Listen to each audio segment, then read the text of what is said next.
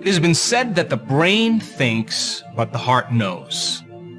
Over the last 10 years, my research team and I have gone to great measures to teach people how to sustain both brain and heart coherence. Once you begin to understand the value of how your heart and brain can work together to not only change the health of your body, but to influence your life, it's my hope that you'll begin to apply some of these concepts on a daily basis. In this episode, I want to help you understand how your heart dramatically influences your brain and how brain coherence begins to open the door to your heart. Let's first start with how the brain and the heart both become incoherent. If you remember from previous episodes, coherence represents order, rhythm, synchronization. Incoherence is a lack of order or disintegration. Let's start with the brain. When you react to someone or something in your life, you turn on that primitive nervous system called the fight or flight nervous system. When the body and brain become aroused because of the release of these stress hormones, the rush of adrenaline begins to cause us to become more alert and more aware. The arousal causes us to put our attention on our bodies, on all of the elements in our outer environment. And what is our environment made of? People, objects, things, and places. And when we're under the gun of these stress hormones, we're preoccupied with time. Now, where you place your attention is where you place your energy. And in a sense, then, all of our attention and energy is invested into this three-dimensional reality, and we have to play by the rules of Newtonian physics. And as you learned, everything takes time to happen in this three-dimensional world. Under these stress hormones and the arousal of those chemicals, the brain moves into a brainwave state called high beta brainwave patterns. And in this state of survival, we try to control and predict everything in our lives. And in a sense, we shift our attention from one person to another person to another person, to another problem, to another place, to another object or thing. And every one of those elements are already neurologically mapped in our brain. In other words, every person, like your boss, your coworkers, your partner, your kids, your cell phone, your computer, where you work, where you live, where you sleep, every one of those elements has a neurological network in your brain. And when the brain is aroused because of those stress hormones, as we shift our attention to each one of those different elements in our external environment, we activate the associated neurological networks. And when that happens, the brain begins to fire incoherently. When your brain is incoherent, you're incoherent.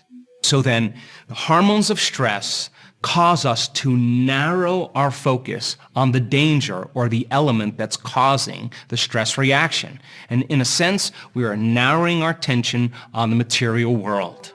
So then we begin to experience separation because our senses fool us into believing that we're separate from everyone and everything in our lives. And because of the arousal of these hormones, we become materialists. And the material world then, under the gun of the fight or flight nervous system, in this state, it's not a time to create. It's not a time to open your heart. It's not a time to learn. It's not a time to communicate. It's not a time to meditate. It's not a time to sit down and be vulnerable. It's a time to run, to fight, or to hide. So then people habituate in this state and they live 70% of the time under the hormones of stress. Now, at the same time, the heart is racing because the person is living in survival. And when the heart is racing, the body is prepared to run, to fight, or to hide. But if you're not running, if you're not fighting, and if you're not hiding or freezing, and you're in a staff meeting or you're in traffic, it's like stepping on the gas pedal as your heart races and stepping on the brake at the exact same time. And when that occurs, when there's incoherence in the brain and the heart, there's less energy in the brain and the heart. Now, every single one of those elements in your external environment is unknown to you because you've experienced them already, and because you've experienced them already, you have a neurological network in the brain. By the same means, if you experienced each one of these elements in your environment, you have a feeling or an emotion associated with them. Now, the stronger the emotion you have to those different elements in your external environment, the more you pay attention to them. So if where you place your attention is where you place your energy, you are giving your vital life force and your power away to all of those elements in your external environment. And in a sense, we have no energy in our inner world for thoughts and feelings to create anything new in our life if all of our attention is on everything known. And over time, we begin to create a connection energetically with everything known in our past, present reality. And they're predicting their future based on the past, and they can't relax into the present moment. If you remember from previous episodes, we have this invisible field of vital life force surrounding us, this invisible field of light and information. And as we respond to some stressor in our lives, we draw from this invisible field of energy and we begin to turn it into chemistry, and the field around our body shrinks. Come more matter and less energy, more particle and less wave. And now we are forcing, controlling, predicting, fighting for, manipulating outcomes, competing for them, because we're matter trying to change matter.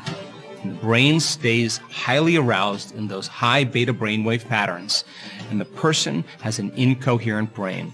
And now they are disconnected from their dreams. They're disconnected from everyone and everything in their life, and they're relying on something outside of them to take away those feelings that are created inside of them. And if they're waiting for something to change in their life, then they're not creating anything new in their life.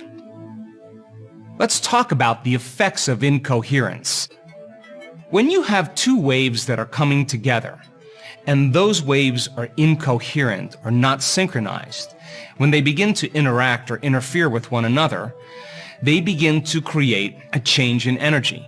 In other words, when waves are out of sync or out of order and they begin to interfere, we begin to diminish the amount of energy in the brain and in the heart. When waves are coherent and they're synchronized, as they begin to interfere with one another, over time, they will begin to create bigger waves. The more synchronized the brain is, the more coherent it is, the more coherent the heart is, the higher the amplitudes, the higher the energy in the brain and the heart. So it makes sense then, when there's incoherence in the brain and when there's incoherence in the heart, there's less energy in the brain and the heart. The more coherence that's created in the brain and the heart, the more energy we have in the heart.